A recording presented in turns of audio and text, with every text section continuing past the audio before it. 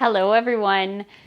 Today's video is all about my favorite topic. And if you've been following me for any period of time or know my history, my favorite topic is core strength. I've become a core nerd and I love to talk about the core. So there's a few things I wanted to talk about in this video. Number one, what is the core? Because most of us actually don't know what that means. And number two, I want to talk about some myths about the core system. There's a ton of myths out in the fitness world and in the society in general about the core. And then thirdly, I want to talk to you about core engagement, core and strategy to help you connect more with your core and be able to strengthen it through the exercises in this program. So let's dive right in with what is the core and why is it so focused on? I see all the time, especially on online forums, where somebody will say, I'm having a hard time staying up around the third barrel.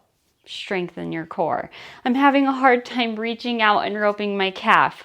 Strengthen your core. I have back pain. Strengthen your core. And there's a reason for that. So, to define the core system, most of us, when we think about the core, we think about our six-pack muscles, which is part of the core, but it's actually a very small part. So you have your six-pack muscles, all the muscles in your stomach, but you also have stabilizing muscles that run horizontally. Our six-pack muscles run vertically.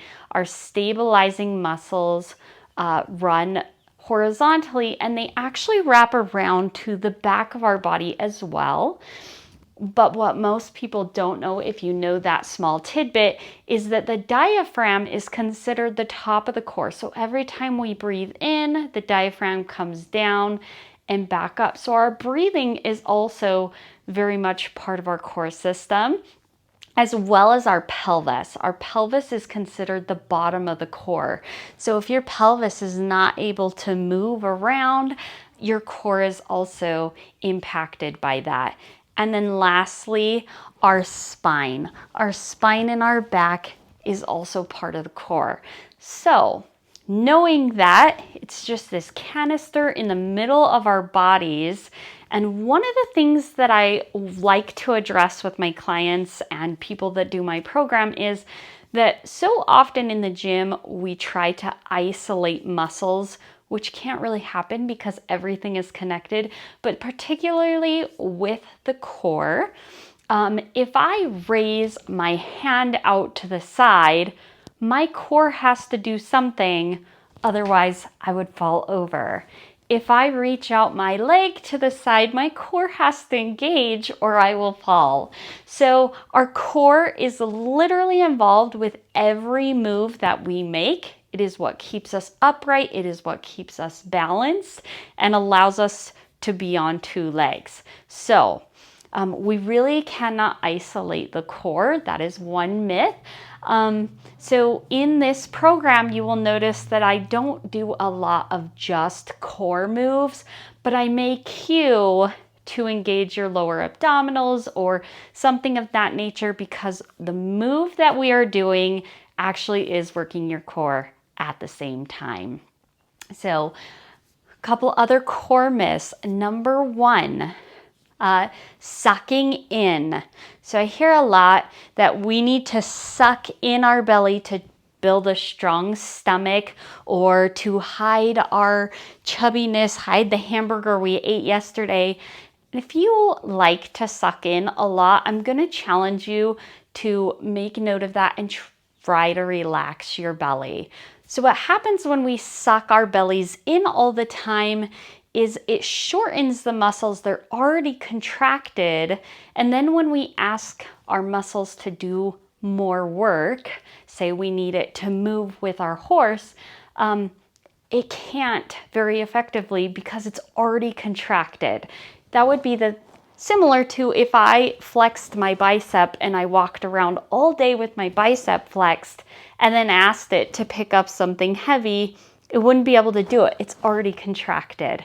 So if you constantly suck in your belly or you wear really tight constrictive clothing, I'm gonna ask you to challenge yourself to find a way to not do that, which I know is harder. It's harder done than said. So the second thing is, most people, when they want to strengthen their core, do crunches or sit-ups, which are fantastic exercises if you want to build your six-pack. But like I was saying before, those muscles run vertically, and the muscles we need to stay stable and to be able to move with our horse and stay in the center of our saddle are the muscles that run horizontally. So while we do a couple of reverse crunches and planks in this program, most of what we will be doing is targeting our lower stabilizing muscles rather than the six-pack, because sit-ups and crunches are not the best way to strengthen our core. So those are a couple of myths. I hope you learned something. Now I really want to talk to you a little bit about the core engagement method that I teach. So I teach a little bit different. You may have heard navel to spine, which is essentially just this sucking in and bracing of the stomach. That's kind of the most well-known cue about the core. I don't particularly like that. It's appropriate for moves that you need to be very stiff. However, when we're riding a horse, we need to still be able to move. And if I tighten my stomach and I just suck everything in really tightly, I can't move my hips very well. I can't move my spine very well. And when I'm riding my horse, I need my hips to be able to move and my shoulders to be able to move. But I also need my core to be working. So the type of core engagement that I use also includes breathing. Again, your diaphragm is part of your core system, and when we inhale, our core, our stomach naturally relaxes a little bit as the diaphragm comes down. It needs to relax to allow for the pressure change in our stomach.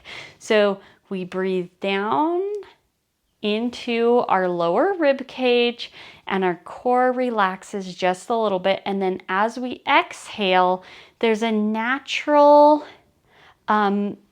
tendency for the abdominals to come in as the diaphragm goes back up as we exhale. So in this program and what I cue, there's all different types of core engagement and they're appropriate for different exercises. But for this program, I will cue to exhale when you are doing lifting, or I will cue exhale and feel your hip bones coming together, or exhale and feel like there's a corset coming up and in. And all of those things are just to help your core stabilize you as we're moving your arm or your leg, and it will exercise your core. So I want to practice a couple of times with you. Go ahead, if you haven't already watched the breathing video, I highly recommend going back to the breathing and learning how to breathe into your rib cage. But if you've already watched that, go ahead and inhale into your ribs. So they come side to side, front and back, and up and down, and then exhale normally. And the next time, inhale, but exhale through pursed lips, blow out your breath. And keep blowing, keep blowing, keep blowing. At the end of that breath, see if you can feel the tightening in your abdominals. It might go back towards your back. Those are your stabilizing muscles. If you did not feel it, let's try it again. So inhale into your ribs. Exhale. Feel that core coming in.